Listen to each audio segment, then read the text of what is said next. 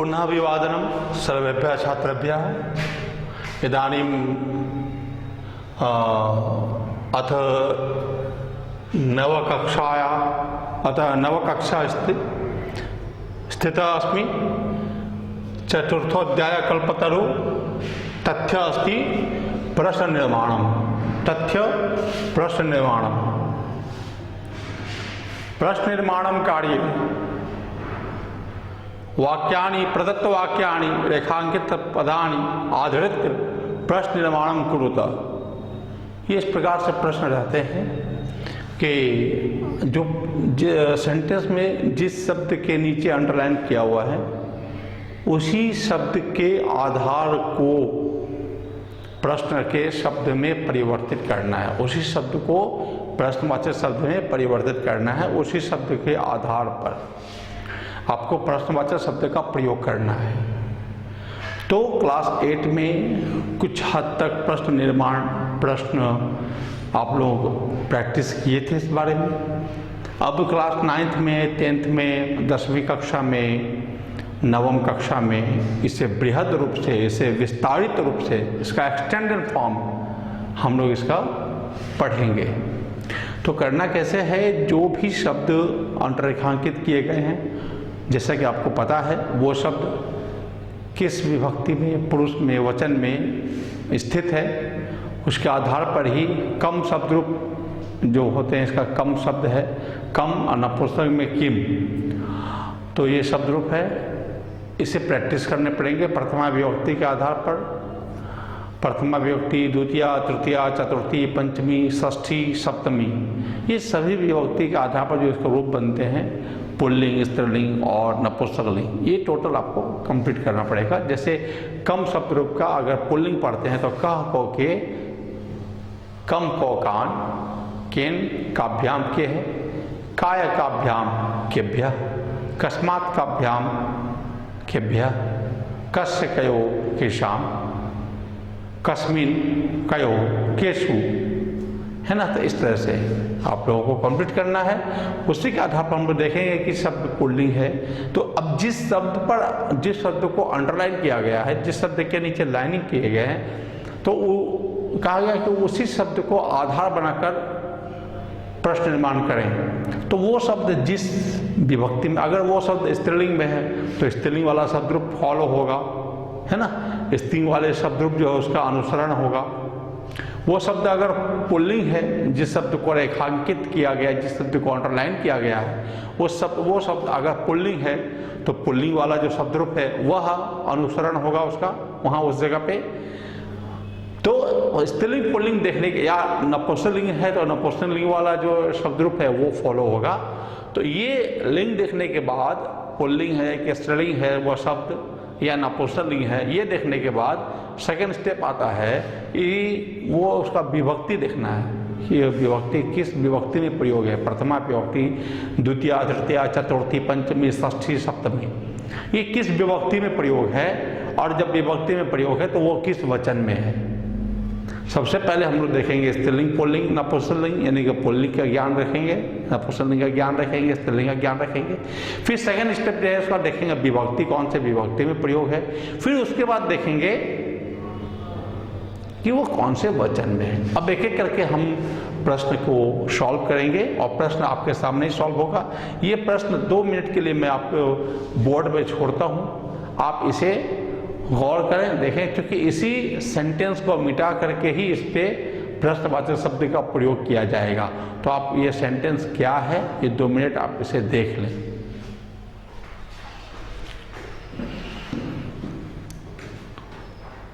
तो प्रथम जो वाक्य है वो है हिमालयस्य सानोरुपरि कंचनपुरम नामम नगरम। कंचनपुर नाम नगरम। हिमालयस्य सानोरुपरि कंचनपुर नाम नगरम।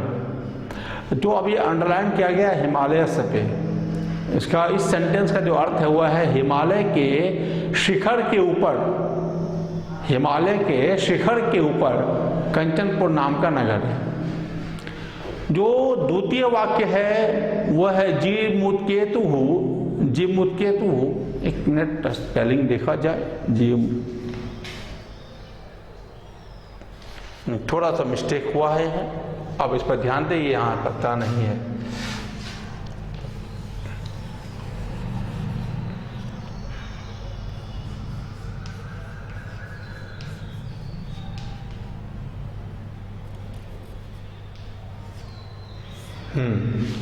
जीमुत्केतु पुत्रम प्राप्नोत, जीमुत्केतु ने पुत्र प्राप्त किए। तृतीय वाक्य है तस्य गृहोद्याने कल्पतरुः स्थितः, उसके घर के उद्यान में कल्पतरु स्थित है। सर्वरत्न भूमि नंगेत्र हिमवान, सभी रत्नों की भूमि पर्वतों का राजा हिमालय है। जीत मूत, यहाँ भी थोड़ा मिस्टेक है, ये जीत मूत नहीं है, जीमुत्केतु है। जीमुत्केतु हो विद्याधर आसीत, जीमुत्केतु विद्याधर थे। अब ये 5 सेंटेंस है, पांचों सेंटेंस का मतलब आप लोग जान लीजिए। हिमालय शशानोरुपरि कंचनपुर नाम नगरम, हिमालय के शिखर के ऊपर कंचनपुर नाम का नगर है। जीमुत्केतु हो पुत्रम प्राप्नोत, जीमुत्केतु ने पुत्र को प्राप्त किया। नंबर 3 है कि तस्य गृहोद्याने,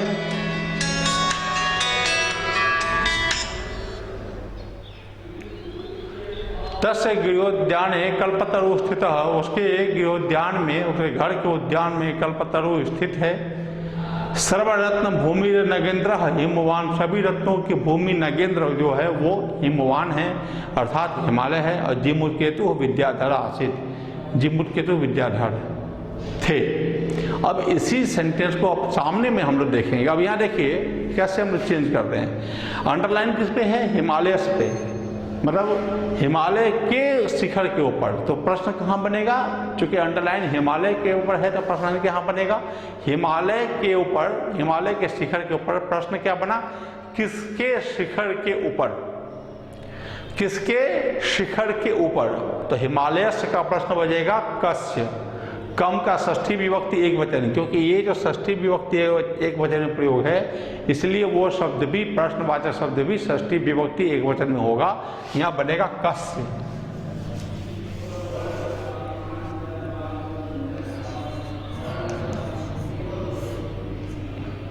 कस्य शानोरुपरि ही कंचनपुर नाम नगरम। अब इसके बाद अगर यहाँ पर नोट ऑफ इंट्रोगेशन नहीं देते हैं तो ये उत्तर गलत हो जाएगा और आपको अंक भी नहीं मिलेंगे, आपकी जानकारी भी अधूरी रह जाएगी। क्योंकि प्रश्नवाचक वाक्य हो चुका है, ये इंट्रोगेटिव सेंटेंस हो चुका है ये। तो इंट्रोगेटिव सेंटेंस का सबसे बड़ा पहचान ये है इंट्रोगेटिव सेंटेंस का कि अंत में नोट ऑफ इंट्रोगेशन लगा रहता है, प्रश्न चिन्ह लगा रहता है। तो ये प्रश्न चिन्ह के साथ अब ये प्रश्नवाचक वाक्य पूर्ण हुआ। अब इस पर जो है कंप्लीटली आपको ये सही आंसर है। अब इस पर से कंप्लीटली आपको नंबर मिल जाएंगे।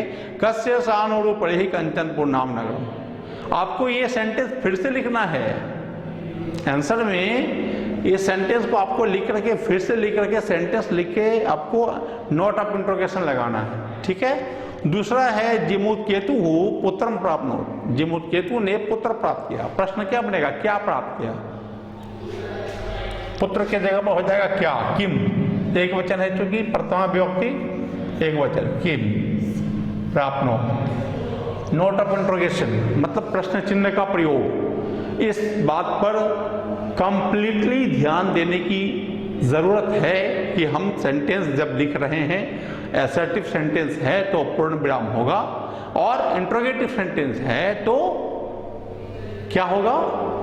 प्रश्न चिन्ह होगा, नोट ऑफ इंट्रोगेशन होगा, ठीक है। थर्ड क्वेश्चन है, थर्ड सेंटेंस है तस्य गृहोद्याने कल्पतरु स्थित, उसके घर के उद्यान में कल्पतरु स्थित है। तो उसके घर के उद्यान में क्या स्थित है, ये क्वेश्चन बनेगा। यहाँ पर क्या का, यहाँ किम ही लिखेंगे, यहाँ विसर्ग का प्रयोग नहीं करेंगे। विसर्ग का प्रयोग जो है, विसर्ग का प्रयोग नहीं करेंगे क्योंकि किम में विसर्ग का प्रयोग नहीं है, लेकिन कल्पतरु में विसर्ग का प्रयोग था। उसमें चूंकि वो प्रथमा विभक्ति एक वचन और पुल्लिंग है, इसलिए विसर्ग का प्रयोग हुआ।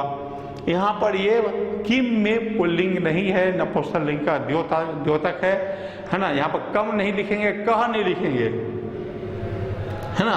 तस्य गृहोद्याने किम स्थित, उसके गृहोद्यान में क्या स्थित है ना। अगर वहाँ पर कल्पतरु को पुल्लिंग में लिखा गया है तो हम लोग यहाँ पर किम की जगह पर का भी लिखेंगे तो गलत नहीं हो सकता है, ठीक है। तो तस्य गृहोद्याने का स्थित है, उसके गृहोद्यान में कौन स्थित है। अब यहाँ पर का भी यहाँ सही है और किम भी यहाँ सही है, आप दोनों आंसर को देख लें। लेकिन एग्जाम में अगर आप लिखेंगे तो किसी एक के आंसर को लिखेंगे। यहाँ आपके बोर्ड पर मैंने दोनों बता दिया, कहा और किम दोनों।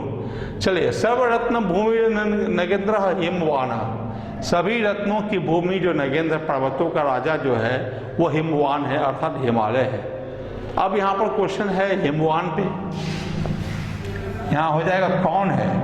सभी रत्नों की भूमि पर्वतों का राजा कौन है, कहो इंट्रोगेशन चिन्ह के साथ।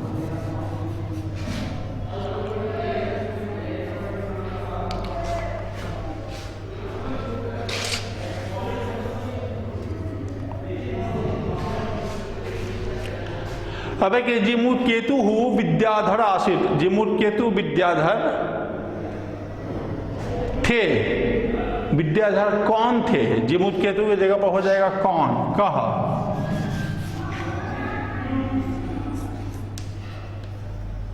और नेचर ऑफ सेंटेंस के आधार पर ये नोट ऑफ इंटरोगेशन का प्रयोग हो जाएगा। मतलब कि प्रश्न जो वाक्य की जो प्रकृति है, जो वाक्य का जो स्वभाव है कि वो प्रश्नवाचक वाक्य है, तो प्रश्नवाचक के वाक्य की जो श्रेणी है वो प्रश्नवाचक का है, इसलिए अंत में जो प्रश्नवाचक चिन्ह का प्रयोग हो रहा है, इस बात को ध्यान दें। अगर इस प्रकार के प्रश्न पूछे जाएं और प्रश्नवाचक शब्दों का प्रयोग ना हो, प्रश्नवाचक चिन्हों का प्रयोग ना हो, तो वो उत्तर आपका गलत हो जाएगा। वो उत्तर, उस उत्तर में त्रुटि हो जाएगी और जो आपके प्राप्तांक में व्यवधान पैदा करेगा। तो उस चीज़ को ध्यान देना है, आप अपनी तैयारी को अच्छे से ध्यान देना है। जहाँ कन्फ्यूजन हो, जहाँ किसी भी प्रकार का कोई प्रॉब्लम हो, समस्याएं हो, आप सबों से बार बार कहा जाता है कि कमेंट बॉक्स पर आप जो है अपनी समस्या को लिखें। और वीडियो देखने के बाद जो समस्या आप में उत्पन्न हो रही है, जो आप नहीं समझ पा रहे हैं, जो आपके समझ के बाहर की बात हो रही है, अगर उसमें किसी प्रकार की दुविधा हो रही है, कोई कन्फ्यूजन हो रहा है, आप कन्फ्यूजन को दूर करें, समस्याओं को दूर करें, अपनी दुविधाओं को दूर करें। आप कमेंट बॉक्स में मैसेज लिखें, कमेंट बॉक्स में अपना कथन लिखें, उस कथन के अनुरूप आपको उत्तर मिलेगा, आपको प्रत्युत्तर मिलना शुरू हो जाएगा। इससे यह प्रमाणित होगा, इससे यह साबित होगा कि आप पढ़ाई कर रहे हैं, आप इस चीज का, आप इस वस्तु का, इस तथ्य का अध्ययन कर रहे हैं। You are including yourself in study. इसके बाद ये देख लीजिए, अब ये प्रश्नवाचक जो है प्रश्न निर्माण का पद पूरा हुआ। कई ऐसे प्रश्न हैं, हो सकता है कभी, अब यहाँ ये था कि हिमालय से ऊपरी स्थानों कंचनपुर नाम नगरम, तो हिमालय में अंडरलाइन किया हुआ था क्वेश्चन, उसके हिसाब से बना।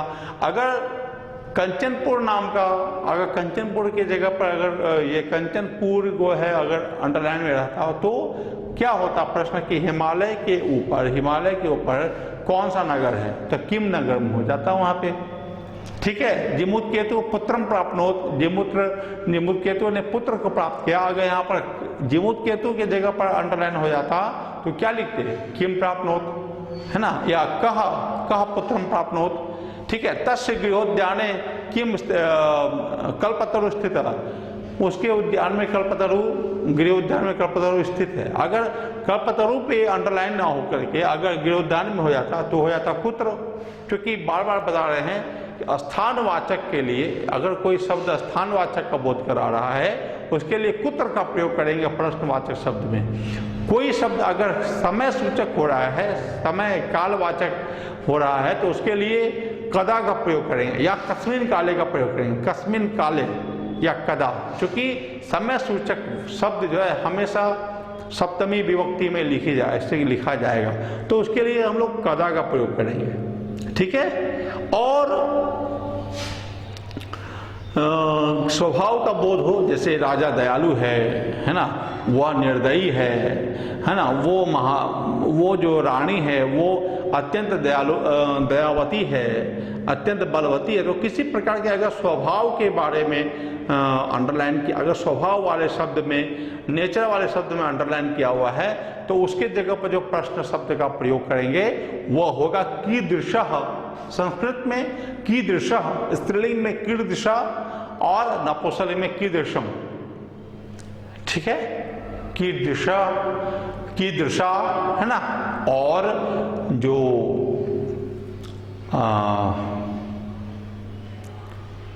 स्थानवाचक में कुत्र, इस तरह से हम लोग प्रयोग करेंगे, है ना। अगर कोई रीजन है, जैसे वो विद्यालय जाने के लिए तैयार हुआ, तो वहाँ तुमुन प्रत्यय का भी प्रयोग कर सकते हैं, या नहीं तो उसके लिए चतुर्थी विभक्ति जो कारक या जो पर्पस ऑफ वर्क बता रहा हो, कार्य का उद्देश्य बता रहा हो, जैसे किताब खरीदने के लिए, है ना, बाजार गया, तो अब किताब खरीदने के लिए है पुस्तकम क्रेतुम, है ना, सह पुस्तकम क्रेतुम हाटः गच्छति।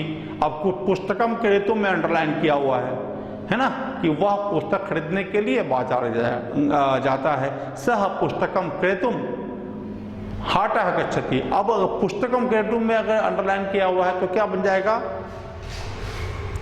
देख लीजिए, एक शब्द हम लिख देते हैं आप लोगों के सामने एक प्रैक्टिस आपने। सह पुस्तकम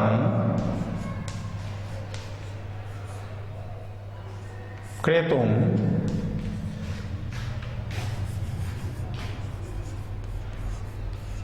आपणम गच्छति। वह पुस्तक खरीदने के लिए दुकान जाता है, ठीक है ना।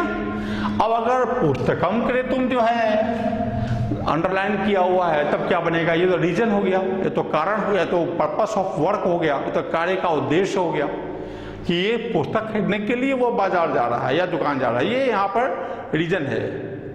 ठीक है, तो पुस्तक खरीदने के लिए इस शब्द की जगह पर जो प्रश्नवाचक शब्द का प्रयोग करेंगे, क्योंकि ये उद्देश्यात्मक शब्द है, उद्देश्य को बता रहा है, रीजन को बता रहा है, ऑब्जेक्ट बता रहा है ना, क्यों गया बाजार, मतलब दुकान क्यों जा रहा है, तो इसका जो प्रश्नवाचक शब्द बनेगा वो बनेगा किमर्थम।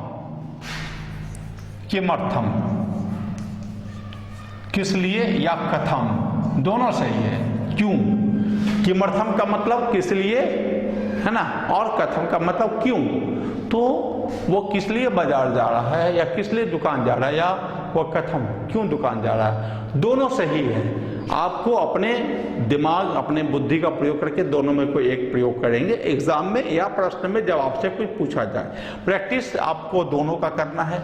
एक शब्द के कई मीनिंग होते हैं, सभी मीनिंग को जानना है, उस समय जिस मीनिंग की जरूरत पड़ेगी उस मीनिंग को लिख देना है। इस तरह से आपका जो प्रैक्टिस कंप्लीट होगा और यह प्रश्न निर्माण का प्रैक्टिस कंप्लीट हुआ।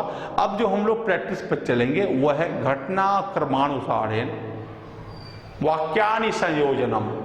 आइए अब हम लोग सभी मिलकर के उसको देखें। घटना क्रमानुसारेण, तो ये था प्रश्न निर्माण।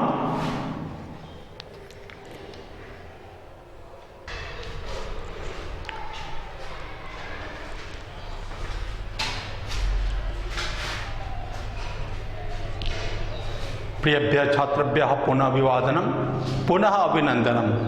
नवम कक्षायां संस्कृत वर्गः संस्कृत विषये चतुर्थोऽध्यायः तथ्य अस्ति घटना क्रमानुसारम अथवा कथा क्रमानुसारम वाक्यानि संयोजनम। प्रिय छात्रः चलत अभ्यासनम कुर्मः। अब इस अभ्यास की ओर हम लोग देखते हैं। तो प्रश्न, चूंकि आप क्लास 8 से क्लास 9 में आए हैं, तो इसके संदर्भ में आप लोगों ने इस प्रकार का शायद प्रयास या अभ्यास नहीं किया है, तो ये हो सकता है आपके लिए नया चीज़ हो, लेकिन इसको समझेंगे तो नई चीज़ हो इसके लिए, आपके लिए। तो अगर आप इसे समझेंगे तो अच्छी तरह से ये इसका सॉल्व कर पाएंगे। सबसे पहले जो प्रश्न पूछा जाता है वह है कि घटना क्रमानुसारम या घटना क्रमानुसारेण या कथा क्रमानुसारेण वाक्यानि पुनः लिखितः। अब ये देखिए यहाँ पर प्रश्न आप समझिए क्या लिखा हुआ, वाक्यानि पुनः लिखितः, आपको फिर से लिखना है। तो इस टॉपिक पर मैं सबसे पहली बात ये बता दूं कि इस टॉपिक पर जो प्रश्न पूछे जाते हैं ये कुल 8 सेंटेंस होते हैं। 8 सेंटेंस विल हैव गिवन, है ना। 8 सेंटेंस दिए रहेंगे आपके प्रश्न में, और सभी सेंटेंसों में हाफ ऑफ मार्क, मतलब कि पूरे 8 सेंटेंस को सही क्रम में सजा लिए तो आपके लिए 4 नंबर रिजर्व है। तो सही क्रम में सजाने का अर्थ यह है कि वह एक ही स्टोरी से रहेगा। ये जो 8 सेंटेंस है वो किसी एक स्टोरी से रहेगा। इसलिए हम लोग जब भी कहानी वाला पोर्शन पढ़ेंगे तो ये घटना क्रमानुसार अवश्य प्रैक्टिस कर लेना चाहिए। तो अब क्या है कि इसके लिए आपको कहानी पढ़नी पड़ेगी, जो आपको मैंने पिछले वीडियो में कहानी बताई है। तो अब ये जो कहानी के जो अंश लिखे रहते हैं, एक बात और ध्यान देना है कि कहानी के जो अंश लिखे रहते हैं कोई ज़रूरी नहीं है, कोई ये अनिवार्य नहीं है कि कहानी के लाइंस, कहानी की पंक्तियाँ हूबहू उसी तरीके से उसी क्रम में आपको दिए रहेंगे, ऐसा कोई ज़रूरी नहीं है। हाँ, उस कहानी में जो घटनाएं, जो इंसिडेंट्स हुए हैं, जो महत्वपूर्ण पहलू हैं, उन सभी पहलुओं को आपको ऊपर नीचे करके दिया जाएगा अपने लैंग्वेज में, अपने सेंटेंस में, अपनी पंक्तियों में। आपको पंक्तियां पढ़कर सबसे पहले मीनिंग समझने हैं, सबसे पहले अर्थ जानना है, ताकि आप इस बात को पता कर सकें, ताकि आपको इस बात का ज्ञान अथवा भान हो सके कि सबसे पहला इंसिडेंट, सबसे पहला घटनाक्रम कौन सा है, ताकि आप उसको लिख सकें। ठीक है, तो एक एक बारी बारी से हम लोग सभी सेंटेंस को देखेंगे, सभी वाक्य को देखेंगे, तब ये समझ में आएगा कि पहले कौन सा इंसिडेंस हुआ, फिर कौन सा इंसिडेंस हुआ। ठीक है, लेट्स गो। सबसे पहला है तस्य गृहोद्याने कल्पतरु स्थित आसीत्, उसके घर के उद्यान में कल्पतरु नाम का पेड़ था। सबसे पहला सेंटेंस। सेकंड में है तस्य सानोरुपरि कंचनपुर नाम नगरम, उसके शिखर के ऊपर, चोटी के ऊपर कंचनपुर नाम का नगर था। नंबर 3 में जो क्वेश्चन दिए गए हैं, वह सेंटेंस जो दिए गए हैं वह है अस्ति हिमवान सर्वरत्न भूमि नगेंद्र, है ना। हिमालय नाम के, हिमालय जो हैं वो सभी रत्नों की भूमि, पर्वतों के राजा कहे जाते हैं। तत्र जीमूत केतु नाम वसति स्म, वहाँ जीमूत केतु नाम के जो राजा थे वो रहा करते थे। निर्भय लिखते हैं यहाँ पर, ज़्यादा क्लियर हो जाएगा। ठीक है, कल्पतरो हो प्रसादात सह पुत्रम प्राप्नोत, कल्पतरु के कृपा से, कल्पतरु की कृपा से, तरो हो यहाँ पर षष्ठी विभक्ति है। तरु जो है शब्द वो अंत में उसका हर्षुकार है, इसलिए उसको उकारांत कहते हैं, और उकारांत का शब्द रूप जो है वो साधु पे चलता है। तो साधु का षष्ठी साधो हो, तो तरु का षष्ठी तरो हो। तो कल्पतरो हो प्रसादात सह पुत्रम प्राप्नोत, वह कल्पतरु की कृपा से पुत्र को प्राप्त किया। स राजा श्रीमान विद्याधर आसीत, वह राजा श्रीमान विद्याधर थे, अर्थात विद्या को धारण करने वाले थे, जिसको हम लोग विद्वान कहते हैं, है ना। तो वो राजा विद्वान थे। सह कुल क्रमागतः कल्पतरो हो आराधनम अकरोत्, वह जो है अपने कुल क्रमागत कल्पतरो, मतलब वंश परंपरा से चलती आ रही उस कल्पतरो की आराधना किए। अब ये इंसिडेंस है। अब सबसे पहले आपको देखना है नंबर 1 कौन सा है इंसिडेंस, उसके बाद क्या घटना घटी, फिर क्या हुआ, फिर क्या हुआ, फिर क्या हुआ, फिर क्या हुआ। इस तरह से हम लोग जब हर एक सेंटेंस में देखेंगे, जैसे हम लोग पहले अपने घरों में कहानियाँ सुनते थे, दादी नानी जी कहानियाँ सुनाया करते थे, तो हम लोग पूछते थे अच्छा फिर क्या हुआ, हाँ तो अच्छा फिर क्या हुआ, उसके बाद क्या हुआ। तो ये हम लोग ये सेंटेंस को समझेंगे और ये खुद ब खुद सवाल करेंगे इसके उसके बाद क्या हुआ, उसके बाद क्या हुआ। तो धीरे धीरे देखेंगे कि आपको इसके उत्तर मिलने लगेंगे, आपको इसके उत्तर की जानकारी स्वयं ऑटोमेटिकली फिर से होना शुरू हो जाएगा। तो इस तरह से, तो चलिए सबसे पहले हम लोग देखते हैं कि सबसे पहला इंसिडेंस क्या था, कि सबसे पहला इंसिडेंस हिमालय के बारे में बताया गया। तो यहाँ है अस्ति हिमवान सर्वरत्न भूमि नगेंद्र, है ना। हिमालय सभी रत्नों की भूमि, पर्वतों का राजा हिमालय। तो 1 नंबर में। अब आप इसको एग्जाम में जो लिखेंगे साथ ही साथ देख लें कैसे लिखेंगे। सपोज कीजिए कि 5 नंबर का प्रश्न है, आप यहाँ लिखे हैं 5 नंबर, और 5 नंबर के आप जो लिखेंगे नंबर 1 में जो क्रम नंबर 1 जो होगा वो सेंटेंस नंबर 3 का हुआ। ये मान के चलिए कि ये 1 2 में ना हो करके क ख ग घ में अगर हो, मैं इसको फिर से लिख दूं, मैं इसको फिर से लिखता हूँ, है ना। इस सेंटेंस का नामकरण क ख ग घ अंग च छ, ये 7 सेंटेंस हुए। इस प्रकार से उसका टाइटल दे दिया गया। तो क्रम नंबर 1 में, घटना क्रम नंबर 1 में जिस नंबर के सेंटेंस फिट होते हैं, जैसे ग नंबर के सेंटेंस फिट हुए थे, यहाँ ग लिखेंगे और इस सेंटेंस को फिर से यहाँ लिखना है, अस्ति हिमवान सर्वरत्न भूमि नगेंद्र। और लिखते समय ये ध्यान देना है, लिखते समय ये ध्यान देना है कि आपके स्पेलिंग गलत ना हो, क्योंकि जांच आपके उत्तर कॉपी की होगी, जांच आपके उत्तर कॉपी की होगी, ना कि आपके प्रश्न पत्र की होगी, है ना। प्रश्न पत्र में तो सही लिखा हुआ है, उसकी जांच नहीं होनी है, आपके उत्तर पत्र की जांच होनी है, उत्तर कॉपी की जांच होनी है, उत्तर पुस्तिका की जांच होनी है, जिस पर आपने आंसर लिखा है, उत्तर लिखा है। वो गलत होगा तो नंबर आपके कटेंगे। और नंबर तो दूर की बात है, चलिए नंबर तो सेकेंडरी है। एट फर्स्ट, सबसे प्रथम, सर्वप्रथम आप में ज्ञानार्जन करना, आप में ज्ञानवर्धन होना चाहिए। तो ज्ञानवर्धन के दृष्टिकोण से,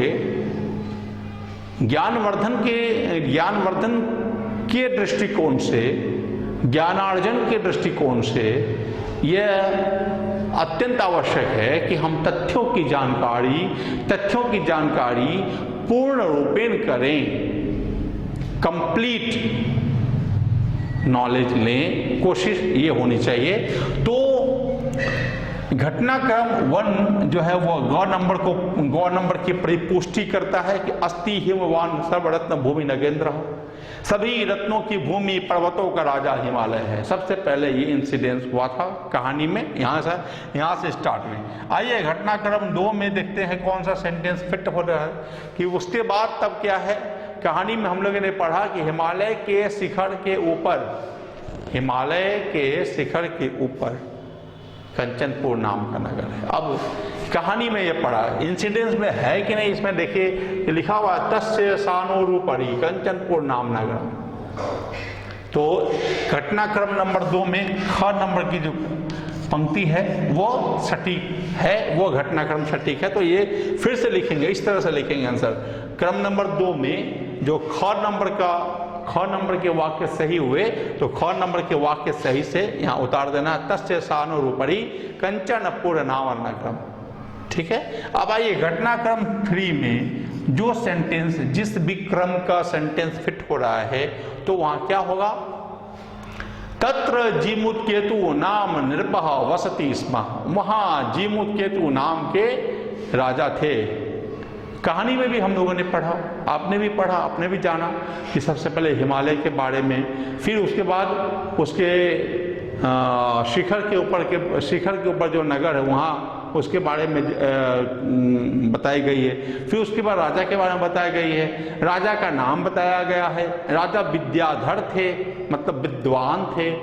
वो बताया गया है। फिर वो अपने कुल क्रमागत रूप से जिसकी पूजा कर रहे हैं उसके गृह उद्यान में, उसके आंगन के, उनके घर के बगीचे में जो कल्पतरु है उसके बारे में बताया गया है। फिर उसकी वो पूजा करने लगे, पूजा करते करते, है ना, वृक्ष, कल्पतरु वृक्ष ही ऐसा था कि उस वृक्ष से जिस प्रकार की पूजा करके जिस प्रकार की मनोकामना हो वो मांगे तो वो वृक्ष जो है मनोकामना पूर्ण करता था। इसलिए उस वृक्ष का नाम ही था कल्पतरु, जो कि बाद में स्वर्ग चला गया। वो इंद्र के भगवान इंद्र के, है ना, उद्यान में उनका स्थान हो गया। तो तीसरा इंसिडेंस अभी हमने कहानी में बताया कि वहाँ जो है जमूतकेतु नाम वसत घ नंबर थर्ड घटनाक्रम में, थर्ड इंसिडेंट में घ नंबर का सेंटेंस फिट हो गया। कहने का मतलब कि घ नंबर के तत्र जमूतकेतु नाम निरपः वसति, वहाँ जमूतकेतु नाम के राजा थे। उसके बाद उस राजा के बारे में कहानी बताया गया। वो राजा बहुत ही विद्वान थे, विद्याधर थे। आइए इसमें इंसिडेंस में है कि नहीं, स राजा श्रीमान विद्याधर आसित, ये 4 नंबर का, 4 नंबर का जो घटनाक्रम होगा वो 4 नंबर का सेंटेंस फिट है। और ये सेंटेंस उतार देंगे, ये सेंटेंस पुनः लिखेंगे, उतार देंगे मतलब पुनः लिखेंगे, है ना। तो ये 4 नंबर का लिखे सेंटेंस को पुनः लिखेंगे। उसी तरह से देखें, आइए 5 नंबर का सेंटेंस क्या है। जब ये राजा विद्याधर हो गए, है ना, तो उसके बाद क्या है, तस्य गिरोद्याने कल्पतरु स्थित अस्ति आसित, उसके गिरोद्यान में, घर के उद्यान में, उद्यान का मतलब पार्क होता है, फुलवाड़ी होता है ना, पार्क उसका इंग्लिश में बोलते हैं पार्क, फुलवाड़ी, ठीक है। तो ये क नंबर का सेंटेंस जो है फिट होता है ना, कि जब राजा के बारे में मालूम चल गया तो अब जो है वो सेंटेंस, वो जो है घटनाक्रम अब कल्पतरु के बारे में मालूम चला कि उसके आंगन में, उसके घर के उद्यान में कल्पतरु स्थित था। अब आइए उसके बाद क्या है कि वो कल्पतरु की आराधना करता था, पूजा करता था अपने कुल क्रमानुसार, मतलब अपने वंश परंपरा के अनुसार वो कल्पतरु की आराधना करता था। तो 6 नंबर का जो ये सेंटेंस बनेगा वो 6 नंबर का सेंटेंस फिट है ना। ये सह कुल क्रमागत कल्पतरो आराधनम अकरोत। और अंतिम जो 7 नंबर का जो है वह है आपका, है ना, अंग नंबर, कि कल्पतरोह प्रसादात सह पुत्रम प्राप्नोत, कल्पतरु की कृपा से वह फिर वो पुत्र को प्राप्त किया, ये अंग नंबर। तो आप देख रहे हैं कि क्रम, जो घटनाक्रम जो बना, सबसे पहले 1 नंबर है अस्ति हिमवान सर्वरत्न भूमि नगेंद्र, ये ग नंबर का सेंटेंस फिट हो गया। दूसरा जो क्रम चला उसके बाद ख नंबर का कि तस्य शानो रूपरी कंचन पूर्णाम नगरम। तीसरा जो घटनाक्रम है, तृतीय जो घटनाक्रम है कथा के अनुसार, इस कहानी के अनुसार जो आपने देखा कि वह है घ नंबर, क्या है कि तत्र जमूतकेतु नाम निरपः वसति स्म। 4 नंबर का जो क्रमागत है, क्रम है घटनाओं का, वह है 4 नंबर, घटना का जो क्रम है 4 नंबर की, स राजा श्रीमान विद्याधर आसित, वह राजा जो श्रीमान थे, श्री को धारण करते थे और विद्वान थे। 5 नंबर का जो घटना, 5 नंबर में जो घटना है, 5वीं जो घटनाक्रम के आधार पर हम लोगों ने पढ़ा, वह क नंबर का सेंटेंस फिट होता है कि तस्य गृहोद्याने कल्पतरु स्थित आसित, उसके गृहोद्यान में, उसके घर के उद्यान में, है ना, कल्पतरु नाम का वृक्ष था। 6 नंबर में जो 6 नंबर के घटनाक्रम में जो वाक्य फिट होते हैं वह है 6 नंबर का, है ना, सह कुल क्रमागत कल्पतरोह आराधनम अकरोत, वह कुल क्रमागत मतलब कुल वंश के क्रम के अनुसार, है ना, कुल क्रमागत कल्पतरोह आराधनम अकरोत, ठीक है। वह कुल क्रमागत मतलब वंश परंपरा के अनुसार वो कल्पतरु यानी कि वृक्ष का आराधना करता था। और अंतिम जो बचा 7 नंबर, अंतिम जो 7वें नंबर पर जो घटनाक्रम हो रही है वो आपके अंग नंबर का सेंटेंस फिट हो रहा है कि कल्पतरु के कल्पतरु यानी कल्पवृक्ष के प्रसाद से यानी कि कृपा से वह पुत्र को प्राप्त किया। तो इस तरह से 7 सेंटेंस आपने देखा प्रैक्टिस के तौर पर। एग्जाम में 8 सेंटेंस होते हैं, एग्जाम में 8 सेंटेंस होते हैं और 8 सेंटेंस को आपको ऐसे लिखना है ना, घटनाक्रम नंबर दे करके कौन से क्रम में वो सेंटेंस है उस क्रम को भी लिखते हुए सेंटेंस पूरा लिखना है। ठीक है, तो ये इस चैप्टर का चारों इससे पिछले वाले वीडियो में आपने पाठ परिचय और गद्यांश देखा। उसके बाद इस क्रम में आपने है ना प्रश्न निर्माणम और घटना क्रमानुसारम कथा क्रमानुसारम व्याख्यानी संयोजनम ये आपने देखा। इस तरह से आपके जो भी चैप्टर आते जाएंगे, जो भी अध्याय आते जाएंगे, उसमें जिस संदर्भ में प्रश्न पूछा जाता है परीक्षा में, उस संदर्भ में प्रश्नों के अभ्यास इस प्रकार से करवाए जाएंगे। आप सभी से ये कहना है कि आप इसे देखें और जहां समझने में किसी प्रकार के समझ में दुविधा हो रही हो तो उस दुविधा को फिर से आप कमेंट बॉक्स में लिख के पूछें उसको, और यथासंभव यथा समय आपने जो अपनी दुविधा रखी है, जो कन्फ्यूजन रखा है, जो समस्याएं रखी हैं, उसका निवारण करके आपको आपके अध्ययन में सहायता दी जाएगी। और सतत अभ्यास, लगातार अभ्यास सिलसिला जो है अपने पढ़ाई का, अपने इल्म का, अपने तालीम की, वो जो है बना के रखें। क्योंकि जिस तरीके से लॉकडाउन है और हम लोग अपने घरों में सुरक्षित हैं, आप भी अपने घरों में सुरक्षित रहें और अभ्यासरत रहें, अध्ययनरत रहें। ठीक है, आप अपने टॉपिक में संलग्न रहें, ठीक ना, ताकि इससे आपको ये फ़ायदा मिलेगा कि आप टॉपिक की जानकारी भी लेते रहेंगे और आपको अपने समय का सदुपयोग भी करने का अवसर मिल रहा है। तो इसे पढ़ें। कई वीडियो के माध्यम से कई सब्जेक्ट के कई टॉपिक आपके सामने हैं, उस टॉपिक को पढ़ें 1 बाय 1 और जहाँ दिक्कत हो समझने में वहाँ कमेंट बॉक्स में अपनी कन्फ्यूजन लिखें। तो ये था कथा क्रमानुसार वाक्यानि पुनः, ये जिग-जैग करके जो कहानी के जो घटनाक्रम है उसको क्रम को उलट पुलट करके आपको सेंटेंस दिया गया है। सबसे पहले आपको सेंटेंस पढ़ने हैं, सेंटेंस पढ़ने के साथ साथ ये आपको जानकारी मिल जाएगी, आपको मालूम चल जाएगा कि ये कौन सी कहानी का है और कहानी के साथ साथ पहली घटना क्या हुई, फिर उसके बाद क्या हुआ, फिर उसके बाद क्या हुआ, फिर उसके बाद क्या हुआ, उस हिसाब से आपको लिखना है। क्रम नंबर 1 2 3 4 5 6 7 और ये क्रम के हिसाब से, जैसे क्रम नंबर 1 में गौ नंबर का वाक्य फिट हो गया। आपके गौ नंबर वाक्य यहाँ देखें, हिमालय के बारे में लिखा हुआ है। हिमालय के बारे में बताने के बाद तब ये बताएगा कि हिमालय के शिखर पर कंचनपुर नाम का नगर है, जो ख नंबर के वाक्य में पूरा होता है। तस्य सानोरुपरि कंचनपुर नाम नगरम अस्ति। उसके बाद जो घटनाक्रम आया कहानी में वो है 3 नंबर, वो घ नंबर का सेंटेंस फिट होता है कि वहाँ जो है जिमुतकेतु नाम के राजा रहते थे। उसके बाद जो 4 नंबर का घटनाक्रम है वो 4 नंबर के सेंटेंस फिट होते हैं कि वो राजा श्रीमान विद्याधर थे, मतलब श्री को धारण करने वाले और विद्वान थे। उसके बाद जो कहानी में घटनाक्रम बढ़ती है 5 नंबर में जो क नंबर का सेंटेंस फिट है वो है कि तस्य गृहोद्याने कल्पतरु स्थित आसीत, उसके गृह उद्यान में कल्पतरु जो है वो स्थित था। 6 नंबर में जो सेंटेंस फिट हो रहा है वो है 6 नंबर का ही कि सह कुल क्रमागता कल्पतरो आराधना करो, वह कुल क्रमागत के अनुसार, वह वंश परंपरा के अनुसार है ना कल्पतरु यानी वृक्ष की आराधना करते थे। और 7वें नंबर पर जो अंतिम सेंटेंस है उसके आधार पर जो सेंटेंस फिट हो रहा है वो है अंग नंबर का कि कल्पतरु प्रसादात सह पुत्रम प्राप्नोत, कि कल्पतरु वृक्ष की कृपा से ही वो पुत्र को प्राप्त किया। तो इस तरह से आपके सामने प्रैक्टिस है और ये रखा हुआ है, आप इसको देखें और प्रैक्टिस करें, अभ्यास करें। जो समस्या हो उसे कमेंट बॉक्स पर लिखें। और इस तरह से इस चैप्टर 4 का टॉपिक जो है कंप्लीट हो गया है। आप इसे देखते रहें।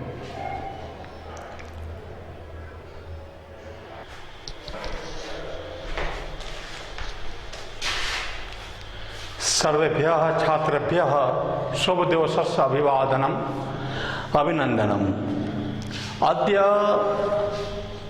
वयं सर्वे मिलित्वा चतुर्थ अध्यायोः सन्दर्भे अभ्यासनं करिष्यामः, सन्दर्भे ज्ञानं जानिष्यामः। अयं नवम वर्गः विषयः संस्कृत संदर्भे अहम तिवारी सर यूयं जानिथ।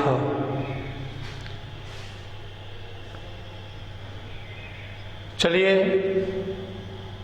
हम लोग क्लास 9th में आज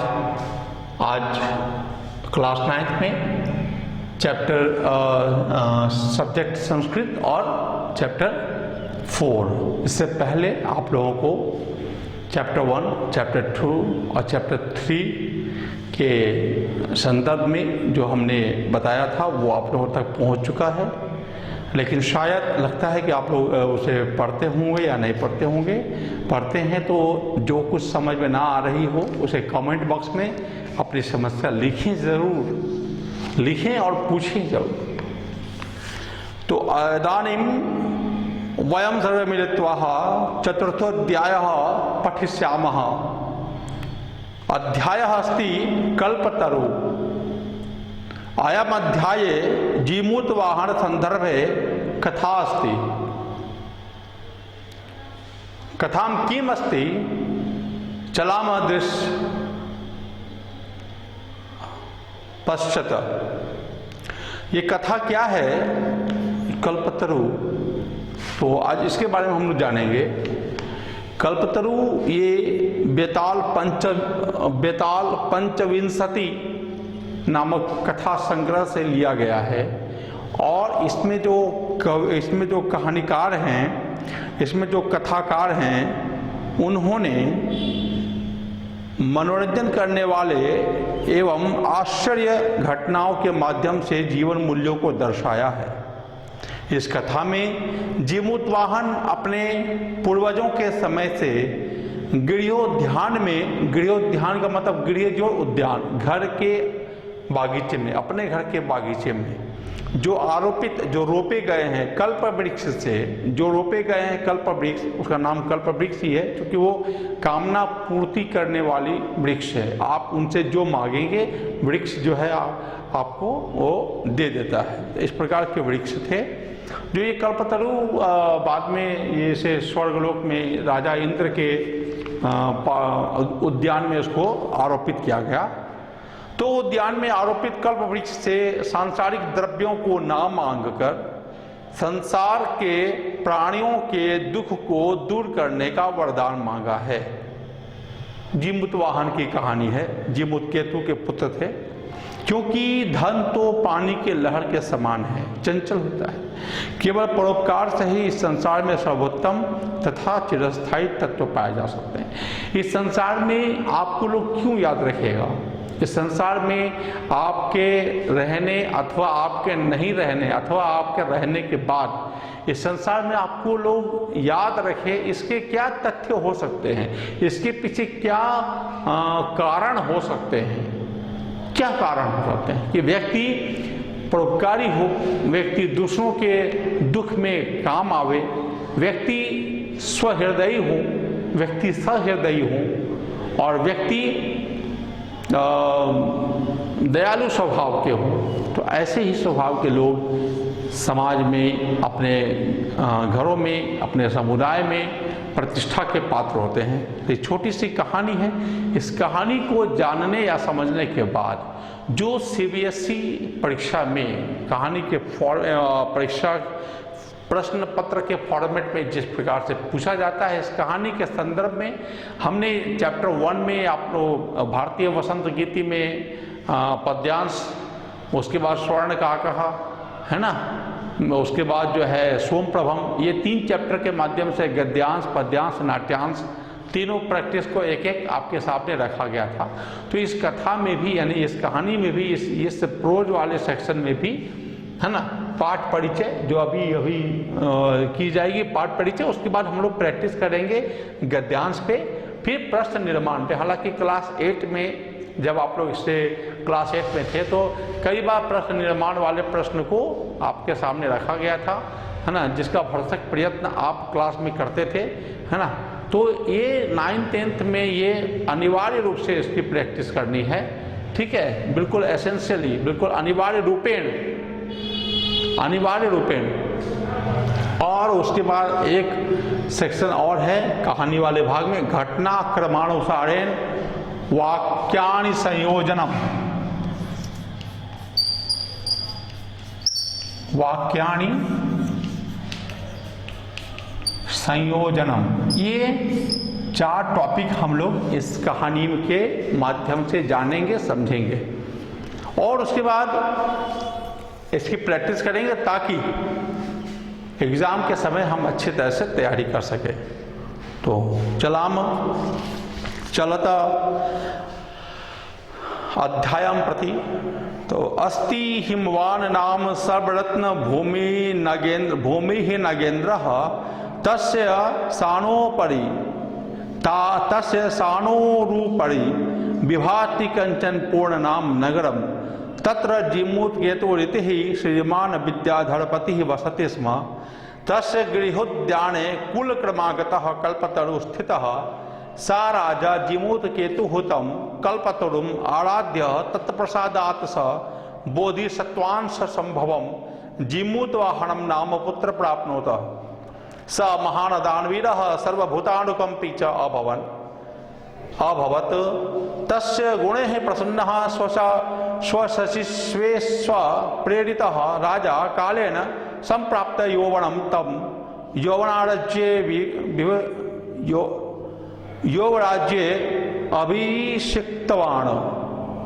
यौवराज्ये स्थितः सः जीमूतवाहनः कदाचित् हितैषिभिः पितृमन्त्रिभिः उक्तः देवराज योऽयं सर्वाकामदः कल्पतरु तवोद्याने तिष्ठति स एव सदा पूज्यः। अस्मिन् कूले स्थिते शक्रोऽपि नात्मान् बाधितुं शक्नुयात् इति। एक पैराग्राफ है। अब आइए इसके मीनिंग को जानते हैं कि सब रत्नों की भूमि, पर्वतों का राजा हिमालय, और उस पर्वत के शिखर पर कंचनपुर नाम का एक नगर है जहां श्रीमान विद्याधरपति ही जीमूत केतु रहते थे। उसके गृहोद्यान में, मतलब उसके घर के आंगन में, गृहोद्यान में वंश परंपरा से प्राप्त कल्प वृक्ष लगा हुआ था। उस कल्प वृक्ष की पूजा करके उनकी कृपा से राजा जीमूत केतु ने बोधिसत्व के अंश से उत्पन्न जीमूतवाहन नामक पुत्र को प्राप्त किया। वह अत्यंत दानी एवं सब प्राणियों पर दया करने वाले थे। उसके गुणों से संपन्न, उनके गुणों से प्रसन्न तथा मंत्रियों से प्रेरित राजा ने उचित समय पर यौवन संपन्न होने पर अपने पुत्र जीमूतवाहन को युवराज के पद पर युवराज घोषित कर युवराज के पद पर उनका अभिषेक कर दिया। युवराज के पद पर स्थित उस जीमूतवाहन से उनके हितैषी पिता और मंत्रियों ने कहा, हे युवराज, ये जो सारी इच्छाओं को पूर्ण करने वाला कल्पतरु तुम्हारे उद्यान में स्थित है, यह तुम्हारे लिए सदा पूज्य है। इसके सहायक होने पर इंद्र भी हमें बाधा नहीं पहुंचा सकता है। पर्वत पे एक राज्य था, है ना, उस राज्य का नाम कंचनपुर। कंचनपुर में जीमूत केतु नाम के राजा श्रीधर रहा करते थे।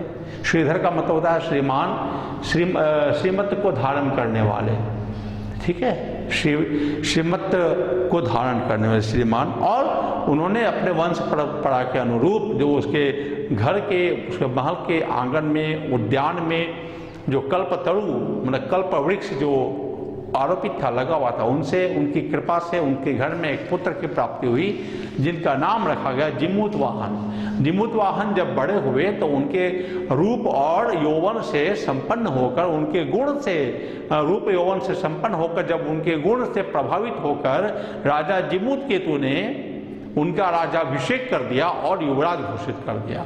और अंत में उन्होंने अपने युवराज को गिरियोद्यान में जाकर कल्पतरु वृक्ष के बारे में बताया कि ये जो कल्पतरु वृक्ष है, इनकी कृपा से ही हमारे राज्य में इतना समृद्धि है, और इनकी कृपा होगी तो अन्य राजा भी, इंद्रादि अन्य राजा भी हमें किसी प्रकार से कोई बाध्य नहीं कर सकते हैं। ये कहानी का एक पैराग्राफ था। दूसरा पैराग्राफ में आइए कि आकर्णयात जिमूतवानः और अंतः चिंतयत अहो वतः इदर्शम अमरपादपम प्राप्यापि पुनः पुरुषेस्माकं तादृशं फलं किमपि नासादितं किंतु केवलं कश्चिदेव कृपणेः कश्चिदपि अर्थोऽर्थितः तद अहमस्मात् मनोरथम् अभीष्टं साधयामि इति एवमालोच्य सः पितुरन्तिकम् आगच्छत् आगत्य स सुखमासीनं पितरमेकान्ते निवेदयत् तात त्वं तु जानासि एव यदस्मिन् संसार सागरे आशीरमिदं सर्वं धनं वाचिभ्य चञ्चलम् एकः परोपकार एवास्मिन् संसारे वनस्वरः ये युगान्तपर्यन्तं यशः प्रसूते तद्माभिऋषिदृशं कल्पतरु किमर्थं रक्षते यश्च पूर्वेरयं मम इति अग्रहण रक्षितः तेदानीं कुत्र गताः तेषां कस्यायम् अस्य वाक्यतेः तस्मात् परोपकारेः फलसिद्धये त्वत् आज्ञया एवं कल्पपादम् आराधयामि अथ पिता तथा इति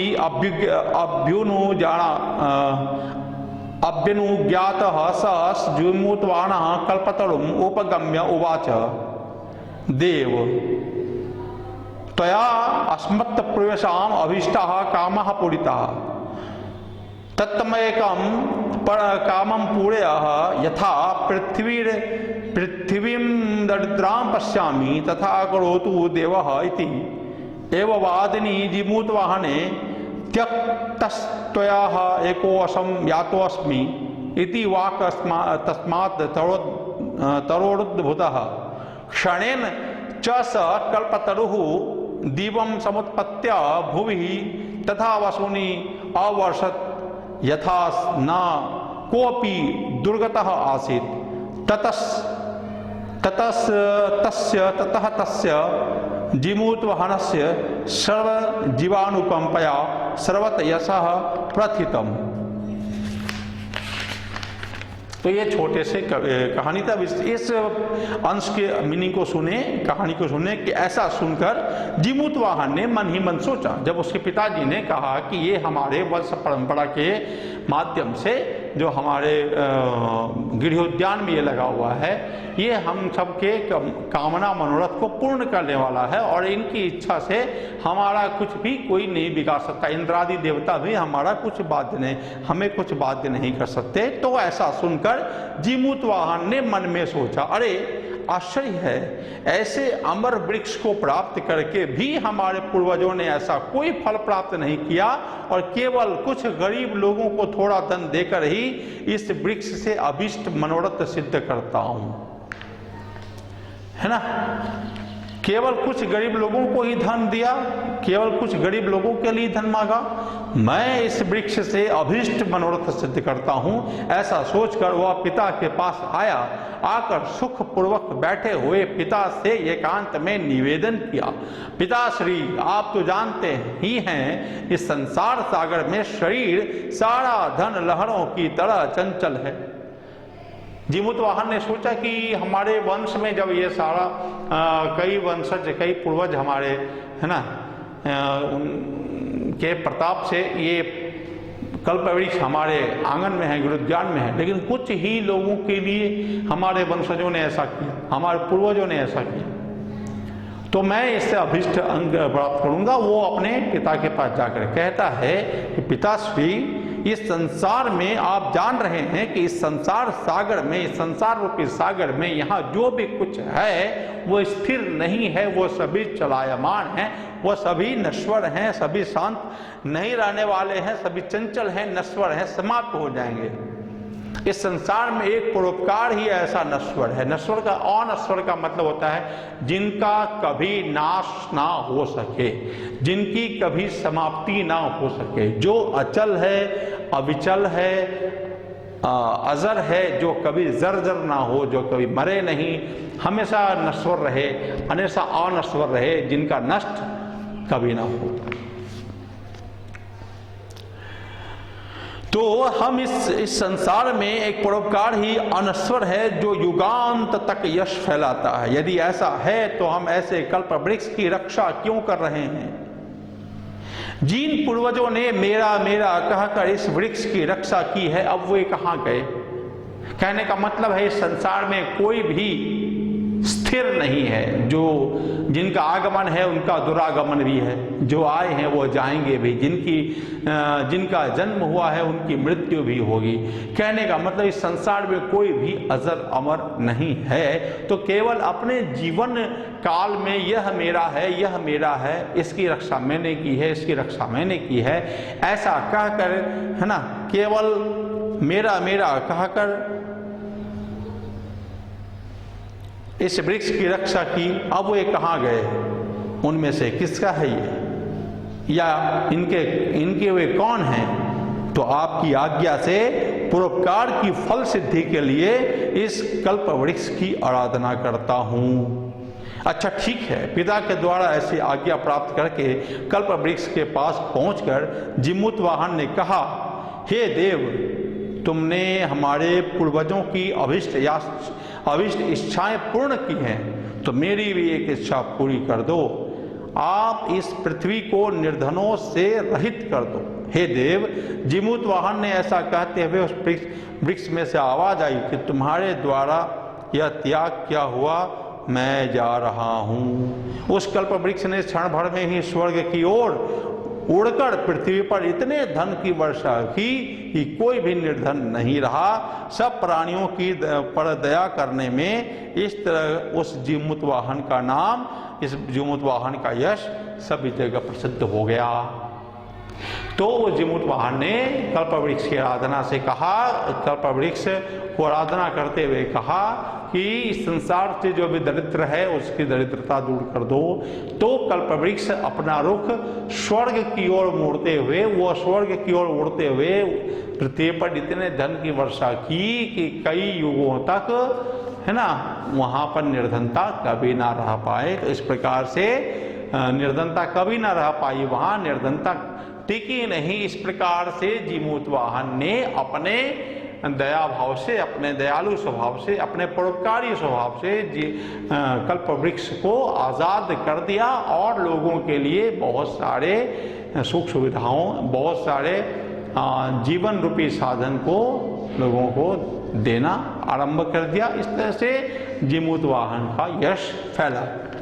तो अभी आप ये देख रहे थे कि इस चैप्टर का जो पाठ परिचय है, अब हम लोग इसके अभ्यास के चलते हैं। आपने पाठ परिचय देखा, अब हम लोग इससे गद्यांश का एक प्रैक्टिस करेंगे।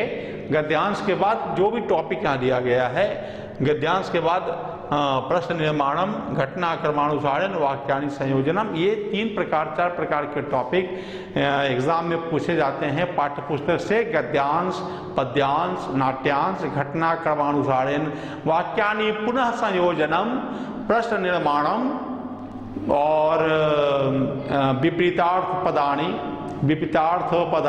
पर्याय पदानि, सम्मेलनम, इस प्रकार से शीर्षकों के अंतर्गत प्रश्न पूछे जाते हैं। तो अब हम चलेंगे गद्यांश की ओर। ओके, तो ये 2 मिनट के लिए आप देखें इसको और गद्यांश की ओर हम वापस चलते हैं।